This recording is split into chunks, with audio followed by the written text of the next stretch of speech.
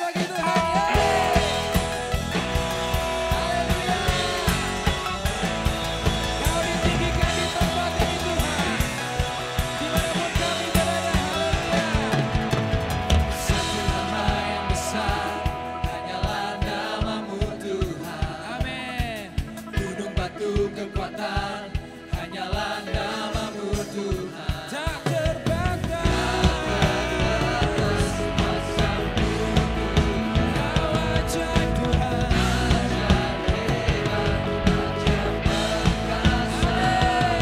Kami bawa pujian, nyanyian kemenangan, masuki gerbangmu, hati kami bersuka. Semuanya. Tangan kami terangkat, sorakan kemenangan, terpujilah namamu Yesus Raja yang takkan. Haleluya Tuhan, Kau Raja segala raja. Segenap hati menyatakan, satu nama yang besar, hanyalah namamu Tuhan. Gunung batu kekuatan, hanyalah namamu Tuhan. Amin. Tak terbatas kuasamu Tuhan. Ajaib hebat, amin. Semuanya. Kami bawa pujian, nyanyian kemenangan, masuki gerbangmu, hati kami bersuka. Haleluya. Kami terpujilah namamu Yesus Raja, segala raja. Haleluya. Kau Raja segala raja. Amin. Semua pujian, nyanyian kemenangan, masuki gerbangmu, hati kami bersuka. Amin. Angkat tanganmu, kami mau bersorak bagimu Tuhan. Haleluya. Bawa pujian, nyanyian kemenangan, masuki gerbangmu, hati kami bersuka. Kami angkat tangan kami, terpujilah. Siap bersorak bagi Dia, segala raja.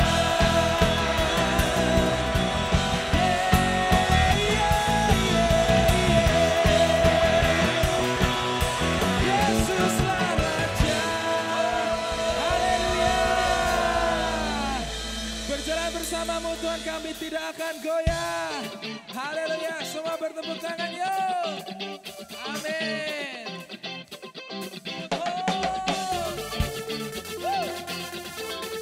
Kami mau menari bagimu Tuhan.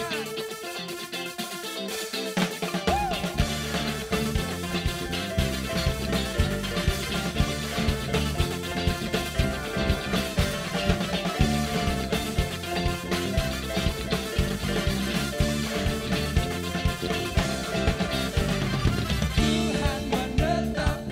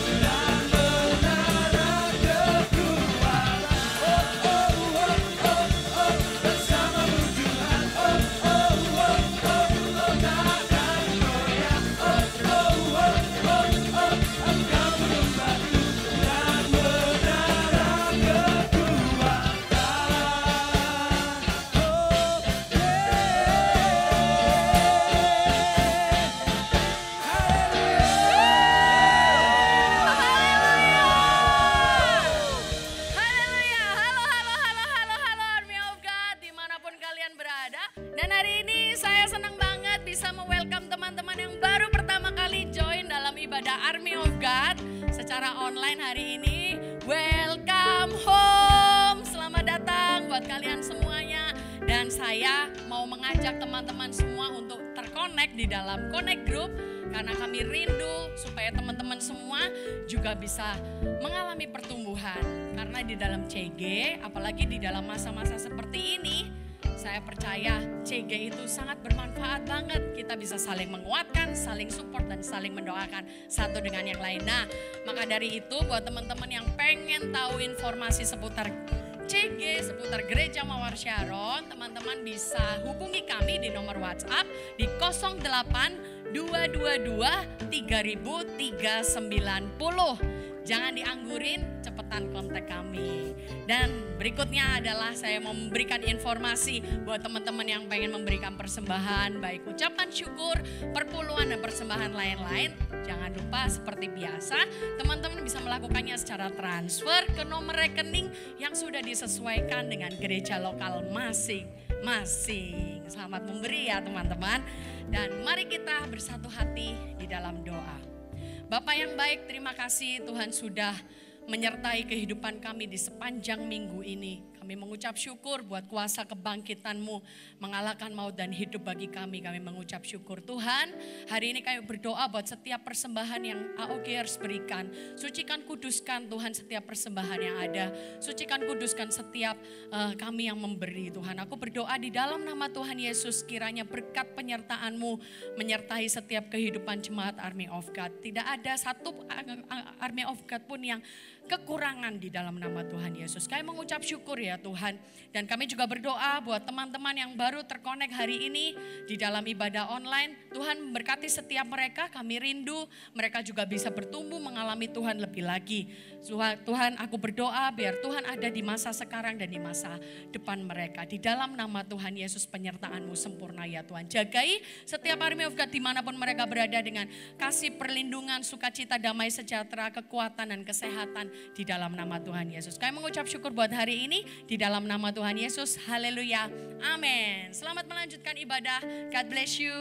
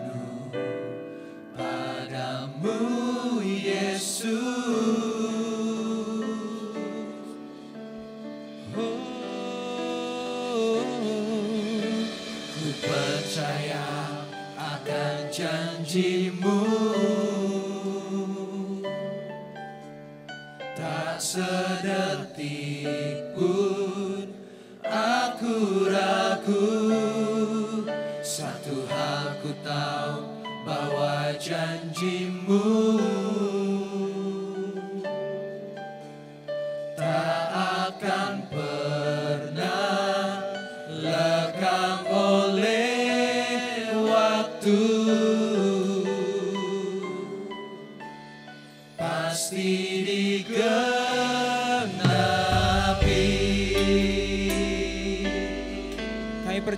akan janji-Mu Tuhan. Lebih dari para penjaga, mengharap fajar pagi. Sungguh Tuhan, Segenap asaku dan relung hati berharap padamu. kami kan berharap padamu. Walau ku tak dapat melihat jalanmu. Amin Tuhan. Kami akan tetap memilih percaya Tuhan. Namun ku memilih Percaya penuh kepadamu Tuhan. percaya penuh Amin. padamu, Yesus. Sungguh dengan segenap hatimu nyatakan ku percaya. Ku percaya akan janji-Mu. Ku percaya Tuhan. Tak sedetik pun ku ragu. Bahwa Haleluya, sungguh janji-Mu tak akan pernah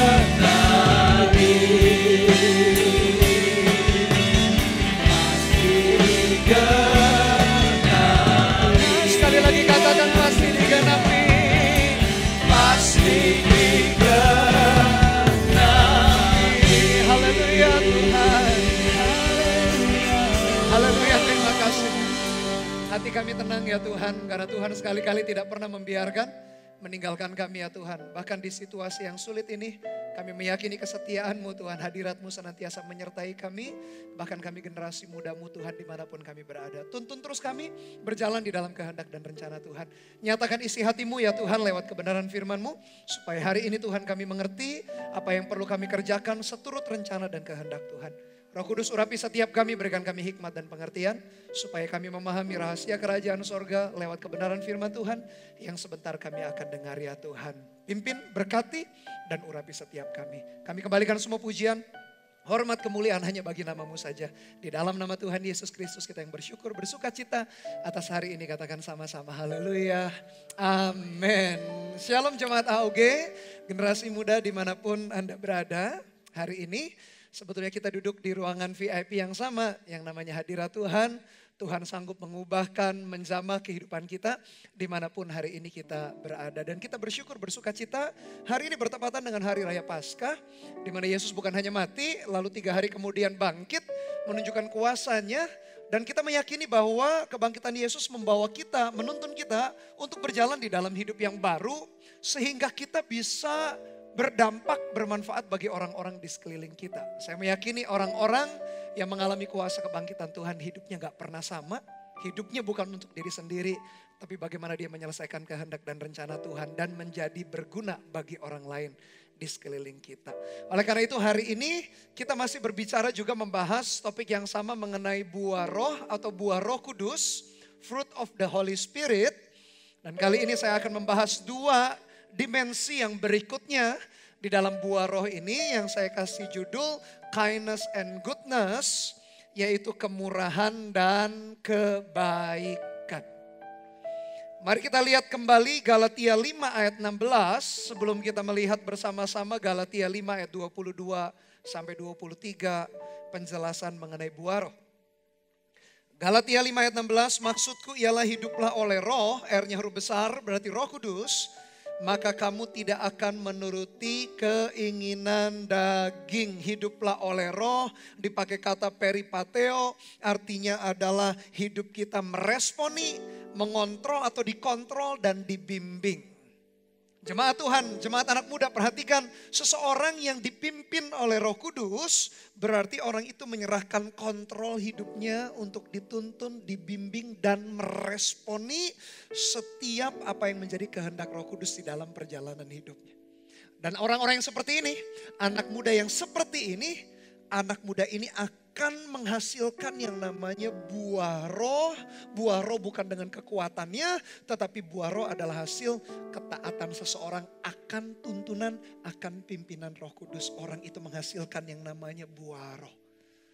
Orang yang percaya mengerti kebangkitan Yesus, lalu menyerahkan kontrol hidupnya kepada Roh Kudus, pasti orang itu akan muncul yang namanya buah roh.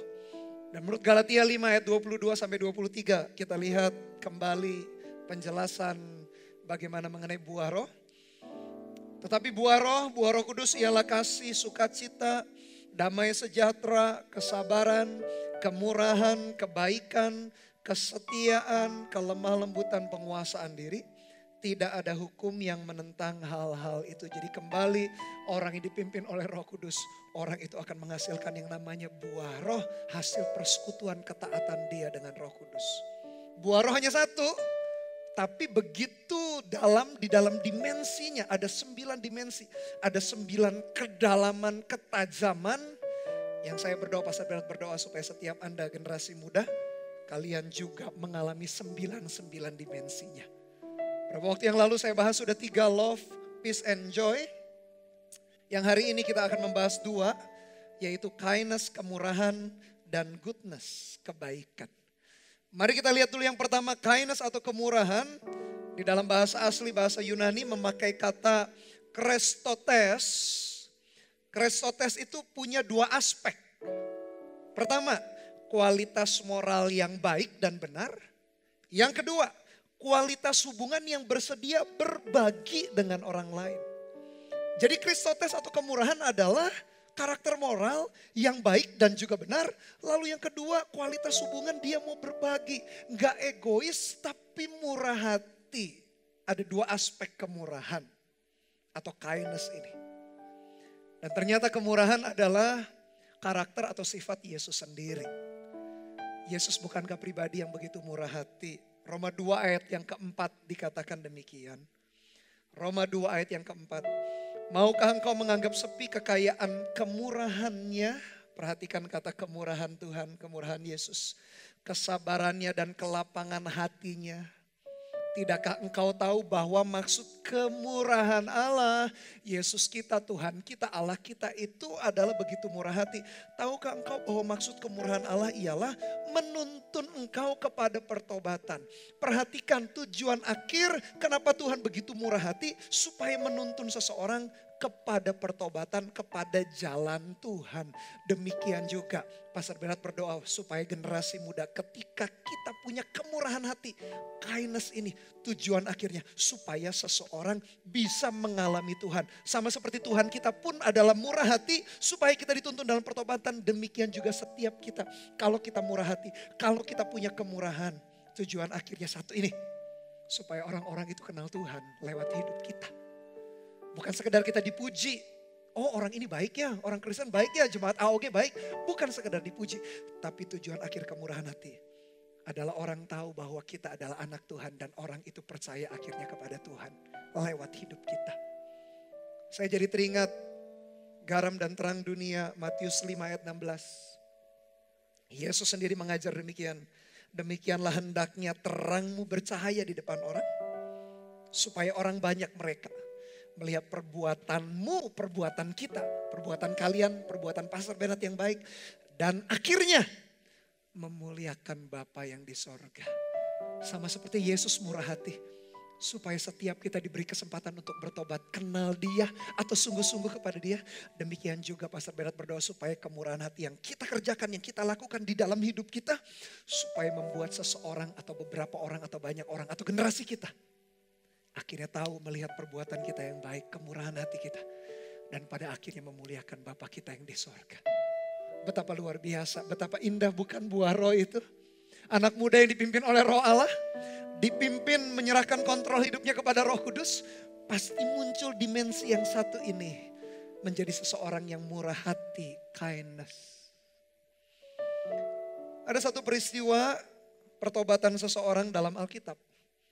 Yang akan menjelaskan kita bagaimana dua aspek kemurahan punya kualitas moral yang baik dan benar dan mau berbagi. Persis satu orang yang sama punya dua aspek ini ketika dia mengalami pertobatan. Mari kita lihat bersama Lukas 19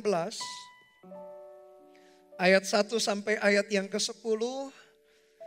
Kisah pertobatan seseorang yang mungkin sering kita dengar atau tidak asing, yang namanya Sakeus. Dan kita akan lihat dari seseorang yang namanya Sakeus. Sakeus mengalami Tuhan, hidupnya bertobat, dituntun roh Allah. Muncul yang namanya kemurahan hati, kindness itu. Mari kita lihat Lukas 19 ayat yang pertama. Yesus masuk ke kota Yeriko dan berjalan terus melintasi kota itu. Di situ ada seorang bernama Sakeus. Siapa Sakeus? Sakeus adalah kepala pemungut cukai dan ia seorang yang kaya. Pemungut cukai waktu itu adalah orang Yahudi atau orang Israel. Dia bekerja tapi untuk bangsa lain. Penjajah orang Israel waktu itu adalah bangsa Roma. Jadi Sakeus ini bekerja untuk penjajah yaitu bangsa Roma. Tujuannya apa? Dia memungut pajak dari bangsanya sendiri. Supaya dia bisa menyerahkan pajak itu kepada penjajah Roma. Dan yang kedua, dia bisa masukkan di kantongnya sendiri. Maksudnya memperkaya dirinya sendiri. Jadi orang kayak Sakeus waktu itu adalah orang yang sangat dibenci.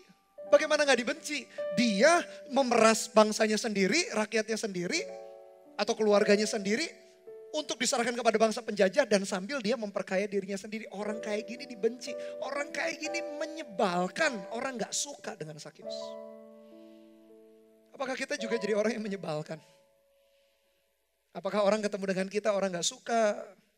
Karena kita merepotkan, karena kita menyusahkan, karena kita merugikan orang lain.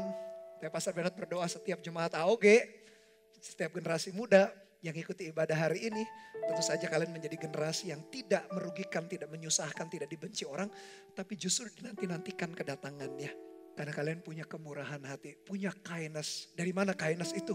Bukan karena dari niat baik kita, dari tenaga kita, dari usaha kita. Tapi kindness keluar ketika kita dipimpin oleh Roh Kudus dalam hidup kita. Sakius dibenci, orang gak suka. Karena dia pemungut cukai.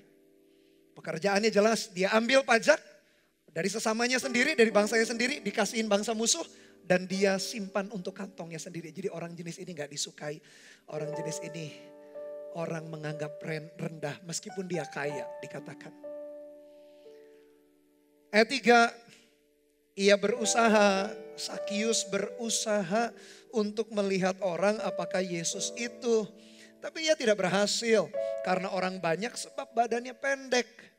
Maka berlarilah ia mendahului orang banyak lalu membajat pohon ara untuk melihat Yesus yang akan lewat di situ. Dikatakan ia berusaha. Ternyata ya sejahat-jahatnya Sakeus, ternyata dalam hatinya tetap rindu loh. Percaya atau mengenal Yesus waktu itu 2000 tahun lalu. Berarti Pastor Bernard juga yakin. Kalau kalian merasa anak muda, sifatku jahat. Aku baru saja lakukan dosa lawan orang tua lah, terikat pornografi lah. Lakukan kejahatan ini dan itu. Pastor Bernard yakin di hati kalian, di hati kecil kalian. Ada jeritan untuk kalian kembali kepada Tuhan. Dan kalau kalian dengarkan firman Tuhan hari ini waktu yang terbaik, kembalilah datang kepada Tuhan. Karena dia menunggu kita. Nanti kita lihat, Yesus pun menunggu Sakeus. Ada kerinduan dalam hati Sakeus, sejahat-jahatnya dia. Sekejam-kejamnya dia rampas milik bangsanya sendiri, dikasih ke penjajah, dikantongi buat hidupnya sendiri. Sejahat-jahatnya dia pengen tahu, pengen kenal Yesus. Setiap hati manusia gitu, saya yakin. Ada kekosongan dalam hatinya, ada jeritan di dalam hatinya. Manusia itu pengen mengenal Tuhan, pengen kembali mendekat kepada Sang Pencipta. Pengen kembali kepada Tuhan Yesus yang menciptakan dia, menebus dia. Pastor Bernard yakin setiap kita pasti ada kerinduan itu. Jangan dipendam, jangan justru dipadamkan kerinduan itu. Justru lewat khotbah ini datang kembali kepada Tuhan. Ketika Sakeus berusaha dekat kepada Tuhan, dia gak bisa. Kerumunan orang banyak, tapi dia gak putus asa. Dia panjat pohon ara dipanjatnya. Bagaimana dengan kita? Kadangkala ketemu dengan Tuhan, dalam doa misalnya saat teduh, selalu kadangkala ada aja hambatan atau barriernya. Buat Sakeus, orang banyak, tapi dia gak putus asa, gak kehilangan akal. Dia naik pohon aja. Bagaimana dengan kita? Hari ini ketika kita mau cari Tuhan, mau sungguh-sungguh ikut Tuhan, kendala selalu ada. Mau doa misalnya ngantuk. Mau ibadah misalnya males, lebih baik nonton misalnya drama Korea. Kita mau lakukan sesuatu, berbuat baik, kadang-kadang muncul hati yang egois. Selalu ada barriernya, selalu ada penghalangnya aja dalam hidup kita. Tapi tahu tidak, Tuhan itu sudah datang jauh-jauh. Dia yang tak terjangkau, dia rela turun ke atas muka bumi. Mati di atas kayu salib yang kita peringati sebagai Jumat Agung. 3 hari kemudian dia bangkit, Paskah itu yang kita peringati hari ini. Dia sudah yang jauh-jauh rela datang ke atas muka bumi.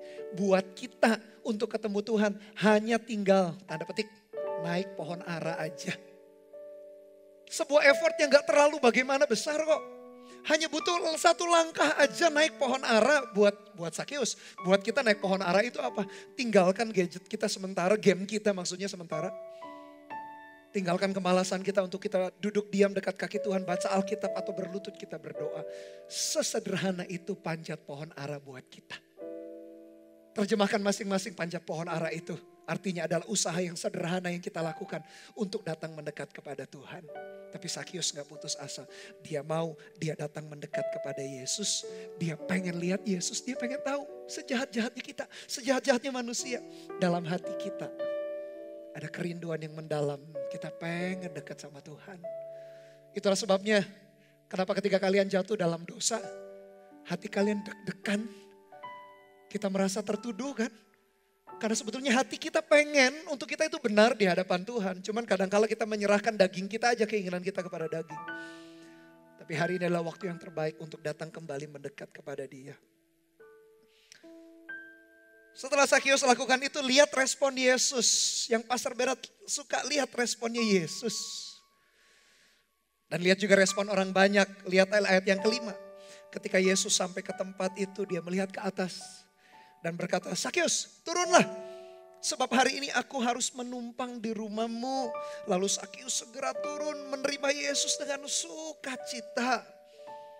Tetapi semua orang yang melihat hal itu bersungut-sungut katanya, Yesus ini, guru ini gimana ia menumpang di rumah orang berdosa. Lihat respon Yesus.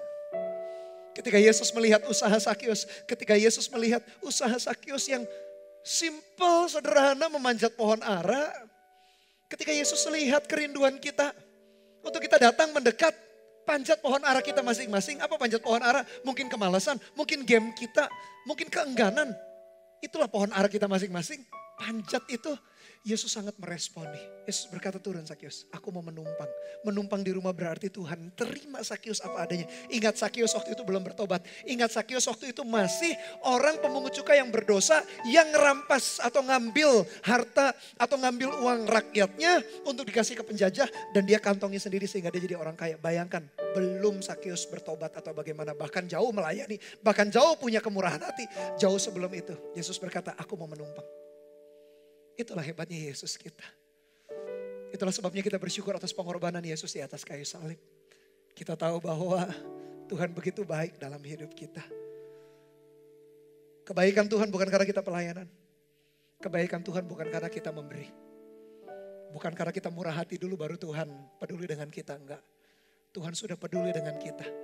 Meskipun dia tidak kompromi dosa kita, tapi dia mengasihi kita. Beda dengan orang banyak. Orang banyak itu bersungut-sungut katanya ia menumpang di rumah orang berdosa. Yaitulah selalu orang menghakimi kita. Tapi Yesus tidak menghakimi tapi dia mengasihi kita. Tapi jangan mempermainkan kasih karunia Tuhan. Lalu kita berkata, ya sudahlah nanti saja aku bertobat. Nanti sajalah aku sungguh-sungguh. Nanti sajalah ikut Tuhan. Tahu gak hati kita makin lama makin keras? Penelitian menunjukkan orang bertobat itu 90% di bawah usia 30 tahun. Oleh karena itu kenapa gereja kita begitu concern melayani kalian generasi muda. Karena usia kalian di bawah 30 adalah usia yang paling tepat untuk mengalami Tuhan. Jangan keraskan hati dan berkata nanti kalau sudah tua, nanti kalau sudah bekerja, nanti kalau sudah bisa lakukan ini dan itu. Nanti kalau sudah menikah, kalau punya anak punya bekerja. Belum tentu kita bertobat. Respon orang banyak bersungut-sungut. Yesus meresponi sikap yang sederhana, hanya panjat pohon. Ya memang gak mudah sih kadang-kala panjat pohon. Tapi usaha yang simple kan. Tuhan sudah turun dari sorga turun ke atas muka bumi. Yang jaraknya mungkin berapa ribu tahun cahaya menurut para ilmuwan. Yesus sendiri yang tahu jaraknya betapa jauhnya. Tapi dia datang mendekat kepada kita. Naiklah pohon ara itu. Panjat pohon aranya kita masing-masing. Dan Sakius segera menerima Yesus dengan sukacita. Bukankah pengalaman itu luar biasa? Menerima Tuhan Yesus itu menjadi sukacita. Setelah menerima Tuhan Yesus hidup dipimpin Roh Kudus. Tidak ada kehidupan yang lebih menyenangkan dibanding dituntun oleh Roh Kudus. Dibawa di dalam pengalaman berjalan dengan Dia. Saya jadi teringat saya bertobat waktu kelas 3 SMA. Di sebuah persekutuan yang sederhana. Terima Tuhan sungguh-sungguh, terima baptisan Roh Kudus. Pengalaman yang sukacita menggembirakan, tak bisa dibeli, tak bisa dibayar. Tak bisa digantikan dengan apapun di dunia. Itulah perasaan yang sama. Sakius melihat Yesus, Sang Juru Selamat itu, Sang Guru Agung itu. Yang diluluhkan banyak orang mau menumpang di rumahnya. Siapa Sakius? Siapa kita? Yesus mau menumpang dalam rumah kita, dalam hati kita. Wahyu 3 ayat 20 berkata, Yesus berdiri di muka pintu dan mengetok. Barang siapa mendengar suaranya, buka pintu. Aku akan masuk, kata Yesus, dan makan bersama-sama dengan Dia. Siapa kita? Manusia. Sehingga Tuhan Sang Pencipta semesta alam mau tinggal dalam hati kita, dalam hidup kita. Anugerah yang luar biasa. Tapi karya Tuhan tak berhenti sampai di situ. Inilah ciri orang yang mengalami Yesus. Ayat 8 sampai ayat yang ke-10. Ini adalah muncul dimensi buah roh di dalam hidupnya yang namanya kindness itu. Ayat 8 dikatakan, tapi Sakius berdiri dan berkata kepada Tuhan, Tuhan setengah dari milikku akan kuberikan kepada orang miskin. Dan sekiranya ada sesuatu yang kuperas dari seseorang akan kukembalikan 4 kali lipat. Kata Yesus kepadanya, hari ini telah terjadi keselamatan kepada rumah ini karena orang ini pun anak Abraham, sebab anak manusia datang untuk mencari dan menyelamatkan yang hilang. Orang yang berjumpa Yesus, karena tidak seorang pun bisa berkata bahwa Yesus adalah Tuhan dan Juru Selamat kalau bukan Roh Kudus sendiri yang menuntun dia bertobat. Berarti dia sejak hari itu sudah mulai dipimpin, dituntun oleh Roh Kudus. Lihat generasi muda, seseorang yang dituntun, dipimpin oleh Roh Kudus. Ketika dia mengalami pertobatan, kesungguh-sungguhan hati kepada Tuhan, langsung muncul dimensi yang berikutnya di dalam buah roh, yaitu kemurahan, yaitu kindness. Dia tunjukkan dua. Bukankah tadi Pastor Bernard cerita di awal, kindness ada dua aspek. Yang pertama karakter moral yang baik dan benar. Dari mana karakter moral yang baik dan benar? Dia berkata kalau ada orang yang kuperas, ku kembalikan. Ada enggak? Pasti banyak yang dia peras. Dia dulunya kejam, dia dulunya enggak peduli. Dia dulunya yang penting aku kaya. Yang lain miskin enggak peduli dia. Tiba-tiba dia ketemu Tuhan. Hidupnya di bawah pimpinan Roh Kudus. Berbuah yang namanya kindness atau kemurahan ini. Apa yang dia lakukan? Dia berkata kalau ada yang kuperas, ku kembalikan, bahkan enggak ku kembalikan biasa aja, 4 kali lipat. Tanda dia menyesal. Aspek yang pertama kemurahan, karakter moral yang baik dan benar. Dulu dia merampas, dulu dia ngambil, dulu dia egois. Tiba-tiba dia berubah. Punya karakter moral yang baik dan benar apa? Dia akhirnya yang dia rampas dikembalikan. Dia berubah hidupnya. Dan aspek yang kedua tadi kemurahan, bukan hanya karakter moral yang baik dan benar. Dia kualitas hubungan yang mau berbagi dengan orang. Dulu dia egois, dia kembalikan rampasannya. Bukan hanya berhenti sampai situ. Orang yang dia gak kenal, yang gak dia rugikan sekalipun, orang miskin. Dia bilang aku mau bagi setengah hartaku untuk orang-orang miskin. Dua aspek kemurahan langsung boom, ada dalam kehidupan Zakius. Ketika dia berjumpa dengan Yesus. Kalau seorang berjumpa dengan Yesus pasti dituntun oleh Roh Kudus. Langsung yang namanya dimensi kemurahan, kindness itu ada di dalam kehidupan Zakius. Langsung punya karakter moral yang baik dan benar. Dan yang kedua, langsung murah hati. Dia langsung mau memberi, langsung mau menolong. Orang miskin yang dia gak rugikan, langsung dia tolong. Itulah seseorang yang dipimpin oleh Roh Kudus. Doanya Pastor Bernard, generasi muda pun mengalami hal yang demikian. Kalian pun mengalami hal yang demikian ketika dipimpin, dituntun oleh Roh Kudus. Kemurahan adalah tindakan yang suka memberi, tidak pelit. Tindakan ini bisa dilakukan tanpa menunggu kita berkelimpahan atau punya semua hal. Pastor Bernard jadi ingat Rasul Paulus menceritakan sebuah jemaat yang namanya jemaat Makedonia. Jemaat Makedonia ini begitu murah hati. Lihat 2 Korintus 8 ayat 1 sampai 5, 2 Korintus 8 ayat 1 sampai 5. Saudara-saudara, kami hendak memberitahukan kepada kamu tentang kasih karunia yang dianugerahkan kepada jemaat-jemaat Makedonia. Ada Paulus berkata ini kasih karunia loh. Kasih karunia itu gak selalu apa yang kita doakan dijawab, mujizat kita terima. Kita jadi orang yang beruntung di tempat yang tepat. Ya memang itu satu dimensi dalam kasih karunia. Tapi kasih karunia bukan hanya berbicara kita dapat sesuatu.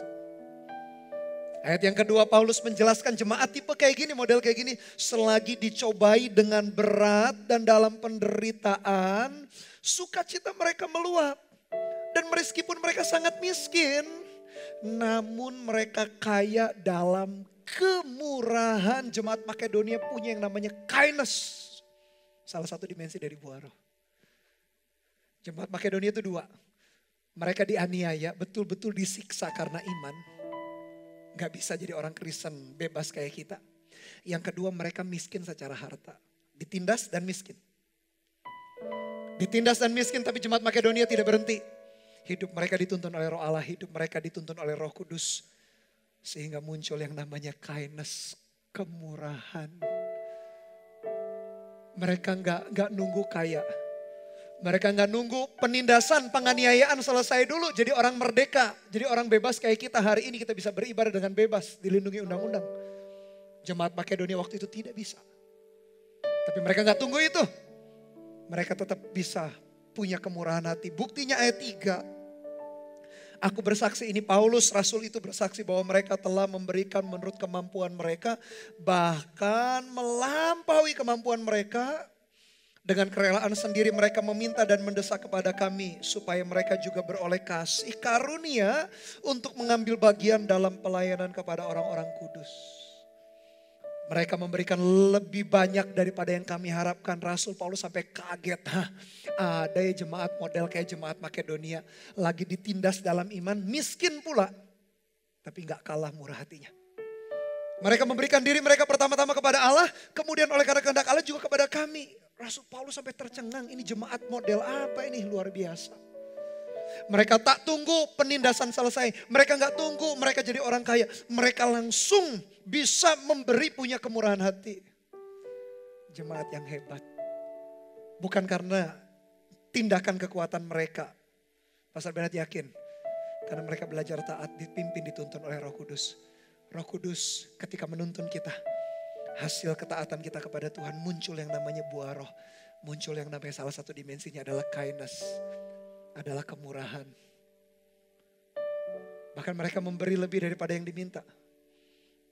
Bahkan ayat yang keempat tadi dikatakan mereka memaksa para rasul. Kasih kami kasih karunia. Kasih karunia biasanya pertolongan, bantuan. Enggak, kebalikannya justru kasih karunia buat mereka apa? Mereka dikasih kesempatan untuk memberi. Itulah kasih karunia. Jemaat, anak-anak muda. Jangan hanya berpikir ikut Tuhan kaya, ikut Tuhan sukses dan berhasil. Meskipun saya meyakini Tuhan menuntun kita di dalam keberhasilan. Tapi tahu gak? Kasih karunia Tuhan juga membuat kita memaksa, tanda petik, untuk kita terlibat, melayani, memberi, melepaskan sesuatu. Itu kasih karunia, itu jadi orang Kristen yang sejati. Orang Kristen sejati, bukan hanya untuk diri sendiri, memperkaya diri. Enggak. Tuhan justru mengajarkan kepada kita ketika kita dipimpin, dituntun oleh Roh Allah. Kita punya kemurahan hati, punya kindness. Pastor Bernard berdoa supaya kalian generasi muda, sejak kalian masih muda, punya hati, kemurahan hati, tidak pelit. Karena Tuhan tuntun kita. Kalau kita dituntun Roh Kudus, kemurahan ini sebagai dimensi berikutnya muncul. Dan hebatnya sikap murah hati ini justru membawa kebaikan bagi kita yang melakukan kemurahan hati. 2 ayat saja yang Pastor Bernard ingat. Amsal 11 ayat 24. Ada orang yang menyebar harta katanya tapi bertambah kaya. Ada yang hemat secara luar biasa namun selalu berkekurangan. Amsal 11 ayat 17. Orang yang murah hati berbuat baik kepada siapa? Kepada orang lain ya pasti. Tapi firman Tuhan berkata kepada dirinya sendiri. Tetapi orang yang kejam atau yang pelit menyiksa badannya sendiri. Heran sekali. Ketika buah roh, dimensi buah roh kindness salah satunya. Begitu kaya, begitu tajam dimensinya dalam hidup kita. Orang lain juga diberkati karena kita. Tapi ternyata yang kena dampak berikutnya adalah kita sendiri, kalian sendiri, kita semua sebagai anak-anak Tuhan. Orang yang pelit katanya berbuat kejam kepada badannya sendiri. Orang yang murah hati berbuat baik pada dirinya sendiri, bukan hanya pada orang lain. Bahkan Amsal 11 tadi menjelaskan ada orang yang menyebar harta begitu murah hati, gak pernah miskin-miskin. Karena didapati ternyata dia bisa jadi bendahara yang dipercaya. Tak heran Tuhan kasih terus sumber daya kepada orang-orang yang demikian. Kalau kita mau dipercaya banyak hal, bertumbuh dalam buah roh yang satu ini, dimensi yang satu ini. Yang namanya kemurahan hati dan Sakius. Orang yang bertobat, orang yang kenal Yesus, orang yang dipimpin oleh Roh Kudus. Langsung karakter moralnya berubah. Langsung dia kembalikan orang yang diperas. Yang kedua langsung dia murah hati kepada orang yang gak ada hubungannya sama dia. Orang yang miskin itu. Pastor Bernard berdoa supaya kindness begitu kuat dimensinya dalam hidup kita. Dan dimensi yang berikutnya yang kedua yang Pastor Bernard akan bahas kali ini adalah goodness. Kebaikan. Kemurahan dan kebaikan. Seperti saudara kembar begitu gak bisa dipisahkan satu dengan yang lain. Saling kait mengait. Demikian juga sebetulnya dengan semua dimensi dari buah roh itu. Tapi mari kita lihat kebaikan, goodness. Dalam bahasa aslinya dipakai kata agatosune. Artinya itu baik, bagus, berguna. Kenapa Pastor Bernard selalu melihat tadi menunjukkan bahasa asli supaya kita dapat pemahaman lebih dalam aja. Jadi kebaikan itu artinya baik, bukan hanya sekedar baik, bagus, tapi juga berguna. Sehingga arti goodness atau kebaikan adalah kita bekerja atau lakukan aktivitas tapi untuk keuntungan orang lain. Nah ini goodness, ini kebaikan. Agathosune itu baik, berguna bagi orang lain. Merupakan sebuah aktivitas yang kita lakukan tapi bukan buat diri sendiri. Keuntungannya buat orang lain. Heran ya orang-orang yang dituntun oleh Roh Allah itu. Pastor Bernard yakin kalau kalian generasi muda dipimpin, dituntun oleh Roh Allah. Kalian gak akan pelit. Kalian justru bergerak mengerjakan segala sesuatu. Bahkan hidup kita berguna. Agathosune itu artinya baik, bukan sekedar baik. Tapi berguna bagi orang lain. Pastor Bernard yakin hidup manusia, hidup kita didesain untuk kita berdampak, untuk kita berguna, untuk kita signifikan. Kehadiran kita membawa perubahan bagi orang lain. Itulah yang Tuhan rancang dalam hidup kita. Bukan untuk memperkaya diri kita. Bukan supaya kita sukses dan berhasil. Lalu yang lain gak sukses, yang lain yang menderita biarin, enggak. Kalau Tuhan membuat kita berhasil, sukses, membuat kita pandai, punya sumber daya ini dan itu supaya kalian dan Pastor Bernard bisa lakukan kebaikan, bisa lakukan yang namanya goodness. Goodness bekerja lakukan sesuatu, do something untuk keuntungan orang lain. Dan ini pun karakternya Yesus. Dan bukan dari niatan diri kita. Siapa sih kita bisa berbuat baik? Biasanya kalau kita berbuat baik pasti ada maunya. Pasti hanya cuma sekedar pencitraan, tapi beda. Kalau kita belajar taat, buah roh itu muncul. Karena kita taat, dipimpin, dituntun oleh Roh Allah. Kalau secara daging sih, lebih baik kita kumpulkan buat diri kita sendiri. Oleh karena itu buah roh bukan hasil niatan atau semangat diri kita. Tapi hasil ketika seseorang dipimpin oleh Roh Allah. Ada sebuah percakapan yang ditulis dalam Alkitab, kitab Injil kita. Pertengkaran sih lebih tepatnya antara sesama murid. Lalu Yesus menjelaskan bagaimana sebetulnya murid-murid harus punya kebaikan, punya goodness. Ditulis dalam beberapa kitab Injil tapi Pastor Bernard akan menunjukkan dalam kitab Matius 20. Ayat 20 sampai 28. Bukan memerintah melainkan melayani. Ayat 20, maka datanglah ibu anak-anak Zebedeus serta anak-anaknya itu kepada Yesus. Lalu sujud di hadapannya untuk meminta sesuatu kepadanya. Kata Yesus, apakah yang kau kehendaki? Jawabnya, berilah perintah, ini doa, keinginan seorang ibu. Supaya kedua anakku ini boleh duduk duduk kelak di dalam kerajaanmu. Yang seorang di sebelah kananmu, yang seorang lagi di sebelah kirimu. Orang tua pasti berharap sesuatu yang baik buat anak-anaknya. Bahkan ibu ini berharap supaya anak-anaknya duduk sebelah kiri dan kanan. 10 murid yang lain di mana? Terserah, nggak tahu. Yang penting ibu ini punya kerinduan 2 anaknya duduk di sebelah kiri dan kanan. Semua orang tua pasti punya kerinduan anaknya sukses, anaknya kaya, anaknya berhasil, punya posisi. Nggak ada yang salah sih dengan kerinduan orang tua itu. Tapi Yesus mengkoreksi kerinduan orang tua, bahkan kerinduan anaknya. Tuhan Yesus mengkoreksinya. Gak ada yang salah dengan kerinduan kita mau jadi sukses dan berhasil. Tapi tahu gak jemaat Tuhan, generasi muda, ada sesuatu yang lebih tinggi daripada itu. Mari perhatikan apa yang Yesus katakan ayat 22, perikop yang sama. Tapi Yesus menjawab katanya, kamu tidak tahu apa yang kamu minta. Dapatkah kamu meminum cawan yang harus kuminum? Kata mereka kepadanya, kami dapat. Yesus berkata kepada mereka, cawanku memang kamu akan minum. Tapi hal duduk di sebelah kananku atau di sebelah kiriku, aku tidak berhak memberikannya.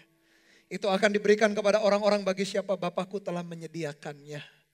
Yesus berkata, kamu gak tahu apa yang kamu minta. Tahu gak, seringkali kita itu minta doa itu. Sebetulnya kita gak tahu apa yang kita minta.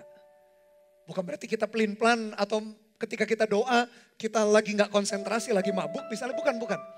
Betul kita minta sesuatu, misalnya kita doa Tuhan supaya aku berhasil, Tuhan supaya aku dapat jodoh, supaya aku dapat pacar dan semuanya. Ya memang kita tahu apa yang kita minta, tapi di balik permintaan itu, sebetulnya kita nggak tahu juntrungannya, akhirnya itu akan membawa kita kemana. Yang kita minta, yang kita lihat hari ini saja. Kadang-kadang kita nggak mengerti kehendak dan rencana Tuhan. Yesus berkata, kamu dapat minum cawan ini enggak? Mereka berkata dapat. Ya betul, minum cawan itu artinya ikut menderita bersama Yesus. Setiap orang yang ikut Yesus pasti mengalami ini. Salah satunya penganiayaan.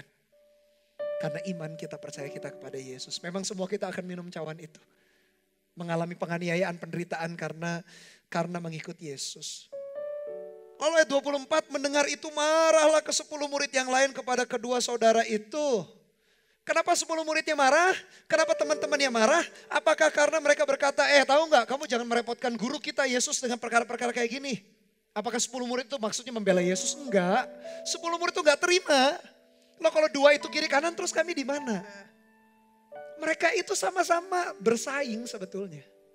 Mereka itu sama-sama enggak terima, bertengkar. Dan catatan itu ditulis minimal 2 kali. Percakapan pertengkaran mereka siapa yang paling besar, siapa yang paling hebat. Di antara 12 murid minimal 2 kali mereka bertengkar hal yang sama.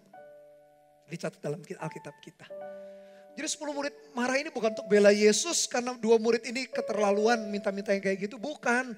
Karena mereka gak terima, mereka bersaing, mereka bertengkar. Pokoknya enggak, kami yang paling hebat. Jujur ketika kita lihat teman kita lebih berhasil, lebih sukses. Dalam studi mungkin IP-nya lebih tinggi, nilainya lebih bagus. Punya teknologi, punya handphone yang lebih canggih, mobil motor yang lebih hebat daripada kita. Pelayanan diberkati, kita iri, kita merasa juga pengen bersaing dengan dia. Belajar sesuatu dari orang lain gak ada yang salah sih.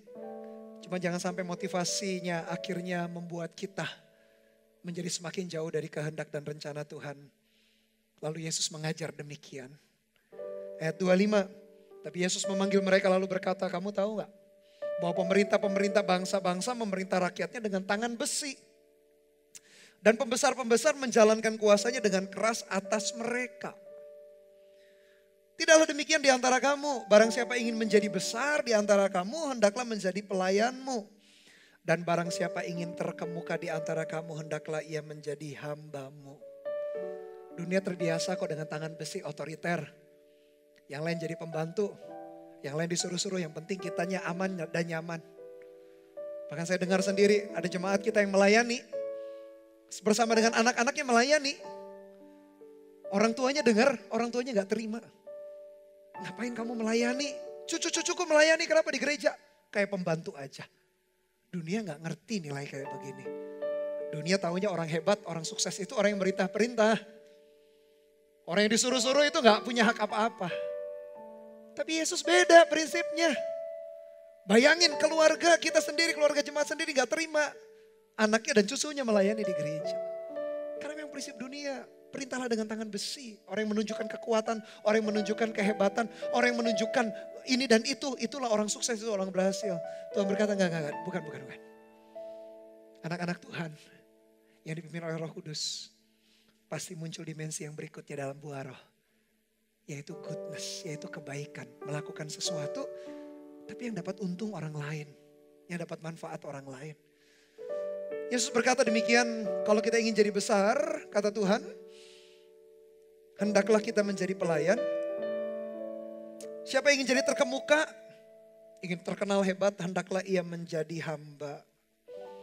Pastor Bernard catat begini di catatan Pastor Bernard, pelayan dan hamba adalah memposisikan diri untuk melayani orang lain, supaya orang lain menjadi pribadi yang lebih baik. Pelayanan dan hamba adalah fokus kepada orang lain dan bukan kepada diri sendiri. Pelayanan dan hamba adalah orang yang menggunakan sumber daya yang dimilikinya atau yang dipercayakan kepadanya lebih tepatnya. Untuk mengangkat hidup orang-orang lain. Itulah yang Yesus tekankan, pelayan dan hamba. Yesus sendiri bagaimana? Oh, dia lakukan, ayat terakhir dia berkata 28 ayat 28. Sama seperti anak manusia. Siapa anak manusia? Dia sendiri, dia menunjuk kepada dirinya sendiri. Datang bukan untuk dilayani, melainkan untuk melayani dan untuk memberikan nyawanya menjadi tebusan bagi banyak orang. Apa yang Yesus lakukan? Dia beraktivitas. Dia melakukan ini dan itu. Dia menyembuhkan orang. Dia menyerahkan nyawanya. Dia berbuat baik. Kitab Injil kita mengatakan. Dia melakukan ini dan itu. Dan selalu berbuat baik. Ada kebaikan, ada goodness yang Yesus lakukan.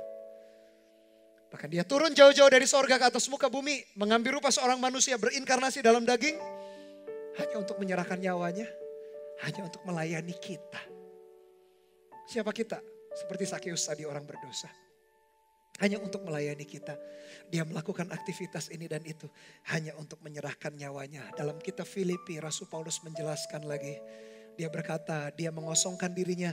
Dia menganggap kesetaraan dengan Allah sebagai milik yang tak perlu dipertahankan. Dia kosongkan dirinya, ambil rupa seorang hamba, ambil rupa seorang manusia. Bahkan hamba taat sampai mati di atas kayu salib. Dia datang untuk menyerahkan hidupnya. Ada goodness, ada kebaikan yang Yesus kerjakan. Goodness adalah karakter Yesus sendiri. Dia melakukan segala sesuatu untuk kebaikan kita. Dan orang-orang yang adalah tanda petik korban kebaikan Yesus. Seperti kalian dengan saya, dengan Pastor Bernard, kita punya kekuatan yang sama. Untuk kita berbuat baik kepada orang-orang lain di sekeliling kita. Bukan karena niatan kita. Kalau niat kita paling cuma untuk pencitraan. Paling supaya untuk menenteramkan perasaan kita. Supaya gak rasa bersalah. Tapi kalau dari buah roh, kita lakukan dengan pengertian, dengan segenap hati. Kita kerjakan. Orang yang dipimpin oleh roh Allah. Dimensi buah roh muncul dalam hidupnya. Dari dua dimensi ini, baik kindness maupun goodness, ada 3 aplikasi yang begitu simple, yang bisa kita lakukan dalam kehidupan kita sebagai anak-anak muda setiap hari. Yang pertama, Pastor Bernard dorong nih, selesaikan konflik dengan bijaksana. Ingat, kemurahan itu kan salah satunya adalah karakter moral yang baik dan benar. Sebelum kita memberi, ada karakter moral yang baik dan benar. Kalau kita bertengkar konflik dengan seseorang, doa, cari waktu, selesaikan masalah dengan orang itu. Bahkan Yesus sendiri ngajar, kalau kita lagi membawa persembahan, membawa korban, ingat kita masih ada dendam sama saudara kita. Yesus sendiri mengajar, tinggalkan persembahan itu, berdamai dulu, baru kembali lagi mempersembahkan. Jadi yang pertama, aplikasi yang pertama daripada kindness dan goodness. Pas benar dorong kepada kita semua. Kalau kita punya konflik, selesaikan dengan bijaksana. Selesaikanlah karena Tuhan nanti akan menuntun, memimpin kita. Lepaskan pengampunan. Kalau kita merasa kita yang benar, memang orang teman kita itu yang salah, lepaskan pengampunan. Seperti Yesus mengajar kepada Petrus, ampuni orang yang bersalah 70 kali 7 kali. Maksudnya sebanyak apapun orang minta ampun, minta maaf, kita ampuni. Jangan berkata, aku sudah ngampuni, tapi aku masih ingat dan masih luka. Nah itu namanya belum mengampuni. Masih ingatnya sih masih, tapi gak luka lagi karena Tuhan memulihkan luka hati kita. Yang kedua, aplikasi yang sederhana yang simpel adalah belajar memberi dengan konsisten. Kenapa Pastor Bernard ajarkan dengan konsisten? Supaya bisa kita atur dengan baik dan bijaksana. Tapi berilah dari sumber daya atau kalau itu uang misalkan dari uang bebas kita. Jangan uang sekolah, jangan uang kuliah. Tapi uang jajan kita, uang bebas kita. Pakai itu. Kenapa Pastor Bernard dorong untuk rutin atau disiplin? Karena memberi adalah sebuah gaya hidup. Kalau kita nggak mendisiplinkannya belajar rutin atau konsisten, sangat susah. Karena pada dasarnya setiap kita itu egois, pasti pengennya untuk diri sendiri. Belajar sisihkan, tolong seseorang. Tapi juga minta hikmat Tuhan supaya jangan orang cari kita hanya ingin memanfaatkan kita. Dari uang yang bebas, uang yang free yang kita kelola, uang jajan misalnya, kita bisa atur supaya kita bisa menolong membantu orang lain. Karena demikianlah dimensi kemurahan. Salah satu dimensi daripada buah roh. Dan yang ketiga, bertumbuhlah dalam kebaikan. Seperti Yesus mengajar, kalau mau jadi besar jadi hamba. Terkemuka jadilah pelayan. Pasti benar yakin kalian generasi muda, Tuhan akan angkat kalian dalam posisi-posisi penting di marketplace sesuai dengan bidang kalian masing-masing. Sambil Tuhan juga ajar bagaimana kalian rendah hati, kalian punya kebaikan, munculkan ini. Buah kebaikan ketika kita taat berjalan di dalam tuntunan Roh Kudus. Terlibat dalam pelayanan. Kalau kalian sudah melayani, jangan mundur dari pelayanan. Kalau kalian jadi pemimpin, jadi volunteer, jangan mundur. Melayani baik, mengajarkan kita untuk kita tetap rendah hati, mengandalkan Tuhan dan berbagi. Jangan mundur dari pelayanan. Tapi kalau kita yang belum melayani, ambillah pelayanan sesuai dengan talenta, kekuatan kita, kemampuan kalian. Bahkan siapkan diri kalian jadi pemimpin-pemimpin. Karena Tuhan sedang mencari pemimpin-pemimpin anak muda juga yang akan dilimpahkan kekuatan dan kuasanya. Belajar kembangkan yang namanya yang ketiga, bertumbuhlah dalam kebaikan. Kebaikan berarti segala aktivitas yang kita lakukan. Dan yang dapat keuntungan, manfaatnya, agatosune, baik berguna bagi orang lain. Demikian hidup kita dirancang demikian rupa. Supaya kita baik berguna bagi orang-orang lain di sekeliling kita. Lewat pelayanan yang kita lakukan. Lewat talenta, kekuatan, kemampuan yang kita miliki. Kita bisa membawa orang-orang teman-teman kita mengalami Tuhan, mengalami perubahan hidup. Mereka merasakan anugerah dan kebaikan Tuhan. Jadilah generasi yang demikian, bertumbuhlah di dalam buah roh. Termasuk 2 dimensi yang kita bahas hari ini, yaitu kindness and goodness. Berbuahlah lebat ketika kita dipimpin dan dituntun oleh Roh Kudus. Haleluya. Amin. Mari tundukkan kepala. Pejamkan mata kita sejenak, arahkan hati kita kepada Tuhan.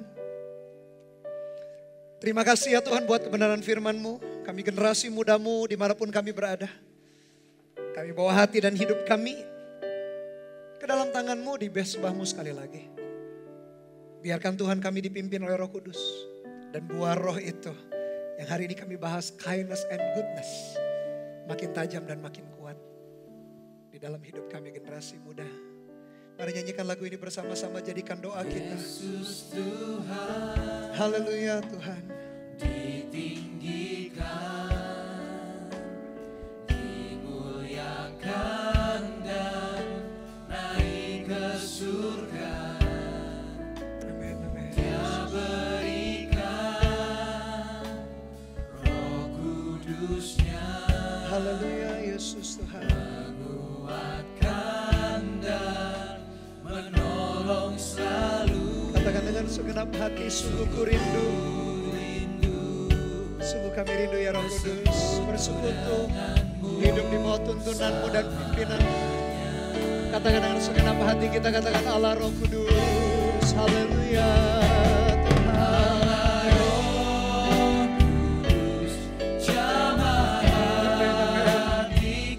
Jamah hati generasi muda dimanapun mereka berada ya Tuhan.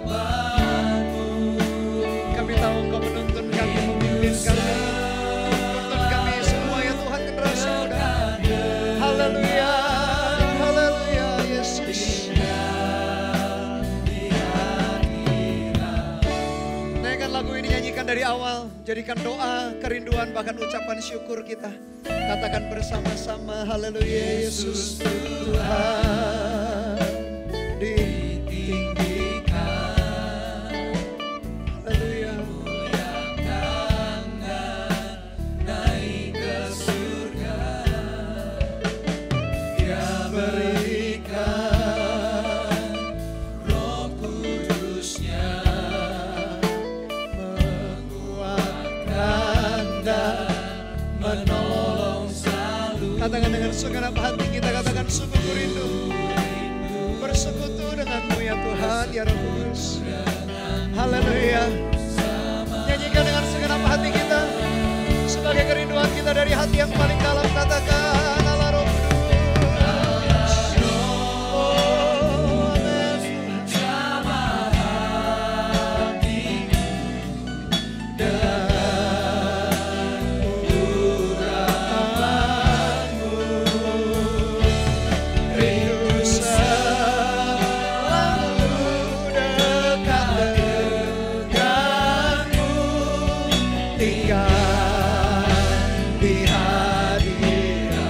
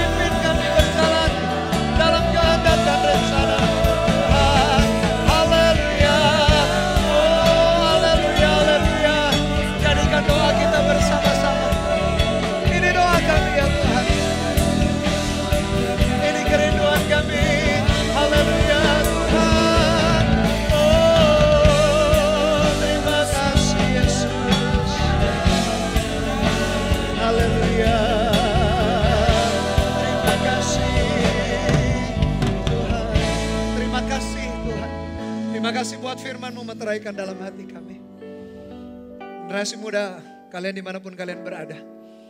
Setelah kita mendengarkan firman lalu kalian berkata, Tuhan, aku mau terus hidupku dituntun, dipimpin oleh Roh Kudus. Supaya aku terus berbuah menghasilkan buah roh itu. Bukan karena niatan, bukan karena tindakan, bukan karena kesengajaan kita. Tapi karena pimpinan Roh Kudus dalam hidup kita, karena ketaatan kita kepada pimpinannya. Oleh karena itu berapa banyak di antara kalian yang berkata, Tuhan, aku mau selesaikan konflik dengan bijaksana.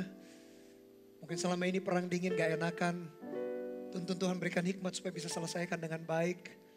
Karena Yesus sendiri mengajar kalau hati kami masih ada dendam, masih mengganjal dalam hati kami mau mempersembahkan korban. Yesus berkata tinggalkan dulu persembahan itu, selesaikan dulu dendam yang ada dalam hati kami. Yang kedua, berapa banyak dari kalian yang berkata saya mau belajar memberi murah hati tapi dengan konsisten. Bukan dengan uang kuliah, uang sekolah kita, tapi uang bebas kita, uang jajan kita misalkan. Kita atur demikian, bijaksana untuk kita boleh memberi dengan konsisten. Orang-orang yang membutuhkan di sekitar kita. Supaya kemurahan hati itu kita jaga di dalam hidup kita. Karena pada dasarnya manusia selalu egois, selalu mementingkan diri sendiri. Dan yang ketiga, kalian berkata Tuhan aku juga mau bertumbuh dalam kebaikan. Kebaikan berarti perbuatan atau tingkah laku atau tindakan yang dilakukan kita untuk manfaat atau keuntungan bagi orang lain. Yang sudah terlibat dalam pelayanan terus selesaikan. Jangan mundur dari pelayanan, dari kepemimpinan yang Tuhan percayakan. Yang belum melayani terlibat dalam pelayanan. Kalau kalian sebagai generasi muda berkata demikian, taruh tangan kananmu di dadamu. Tuhan kau melihat generasi muda yang taruh tangannya di dadanya. Sebagai sebuah ekspresi tindakan. Bahwa kami bawa hidup kami ke mesbah Tuhan, ke altar Tuhan. Jadi persembahan yang hidup, yang kudus dan yang berkenan. Pakai generasi mudamu Tuhan, dimanapun mereka berada. Supaya bertumbuh sebuah generasi yang betul-betul cinta Tuhan, takut akan Tuhan, hidupnya berguna, hidupnya bermakna. Bukan mengejar kesuksesan kaya buat dirinya sendiri, tapi bagaimana hidupnya bisa dibagikan anugerah dan kekuatan dan sumber daya yang Tuhan percayakan. Bisa dibagi-bagikan bagi orang lain. Biarkan kindness and goodness semakin kuat, semakin tajam dimensinya. Dalam setiap hidup generasi muda. Kau lepaskan anugerah berkat pengurapan Tuhan. Tuntunan Tuhan kepada setiap generasi muda. Dimanapun mereka berada di dalam nama Tuhan Yesus. Dalam nama Tuhan Yesus nyanyikan lagu ini sekali lagi. Jadikan doa kita. Minta Roh Kudus menuntun kita. Haleluya, katakan Allah Roh Kudus. Allah Roh Kudus. Jamah hatiku dengan amin. Katakan dengan penuh kerinduan, dengan penuh kesungguhan hati rindu selalu dekat denganmu. Tinggal, amin. Sekali lagi, nyanyikan sebagai doa kita dan kerinduan kita, katakan Allah Roh Kudus. Haleluya, jamah hatiku ya Tuhan.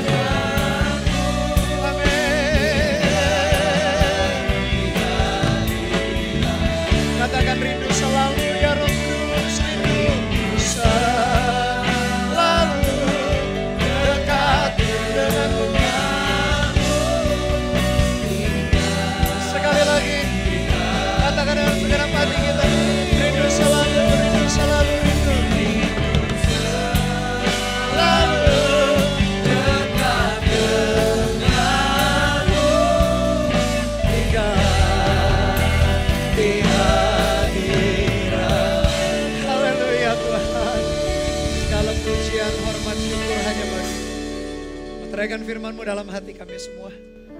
Setiap kami ya Tuhan, generasi muda-Mu Tuhan. Terus dituntun dipimpin oleh Roh Kudus. Kindness and goodness, kemurahan dan kebaikan senantiasa ada dalam hidup kami. Terus Tuhan, jadikan kami dampak bermakna, berguna. Menjadi garam dan terang bagi dunia. Buat orang-orang di sekitar kami. Dalam kondisi yang tidak mudah seperti ini, Tuhan memberikan kekuatan, penghiburan, bahkan kesehatan, kekuatan bagi jemaat. Bahkan mereka jadi berkat sebagai anak-anak di tengah-tengah keluarga. Menjadi penghiburan, mendoakan juga orang tua. Dimanapun juga anak-anak muda-Mu ini berada.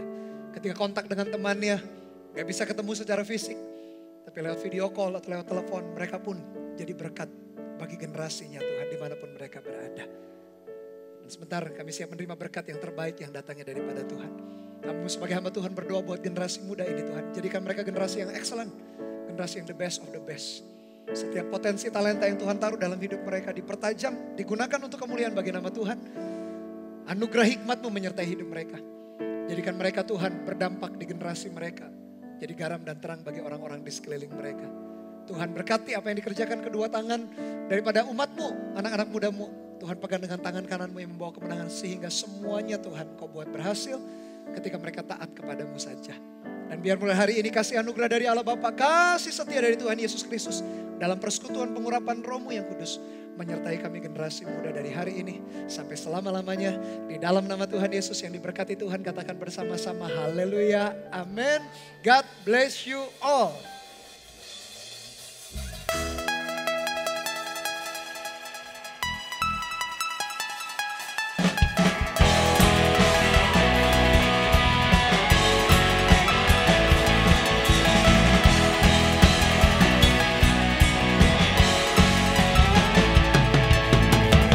Nama yang besar